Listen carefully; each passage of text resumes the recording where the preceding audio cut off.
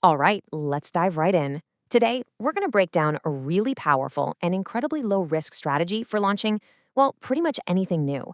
It's a method that completely flips the script on how most of us think about starting a business. So, let's get into it.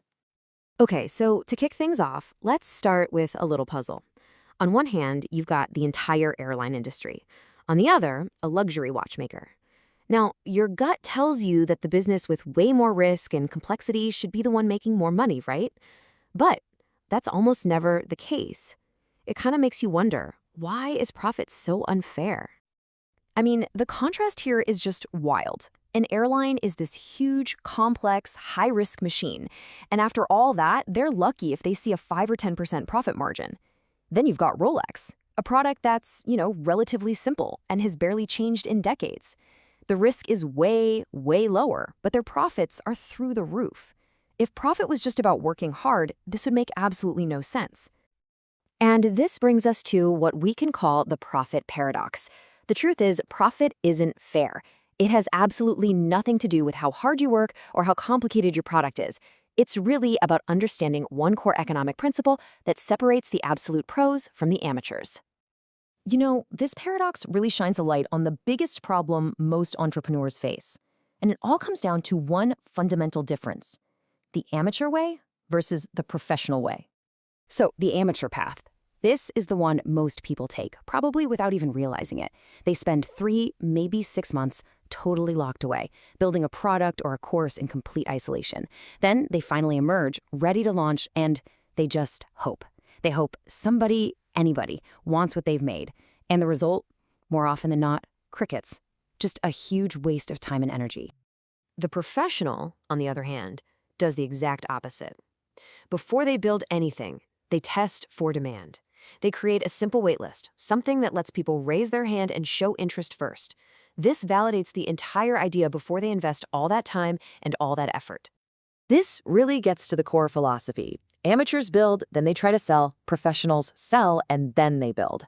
This single shift in mindset, it prevents the biggest, most heartbreaking mistake you can make when you're launching something new, which is building something nobody actually wants.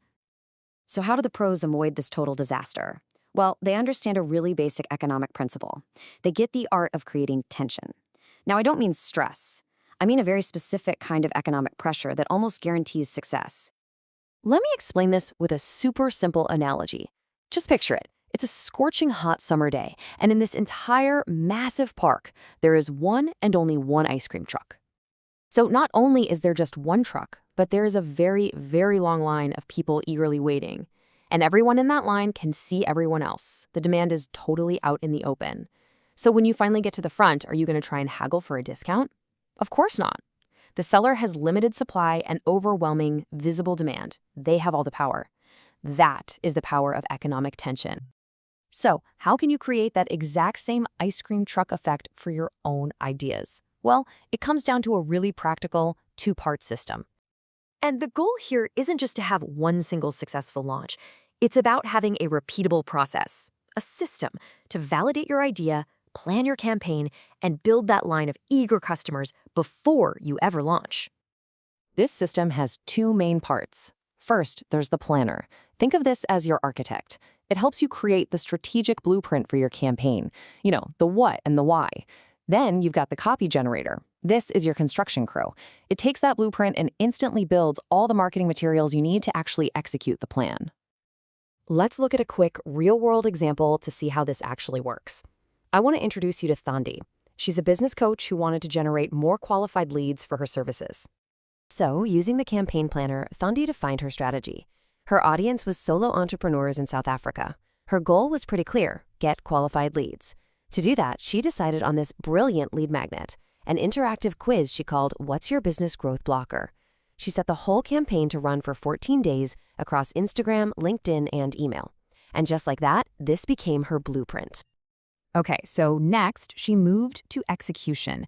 She fed her campaign plan and a few of her brand documents into the copy generator.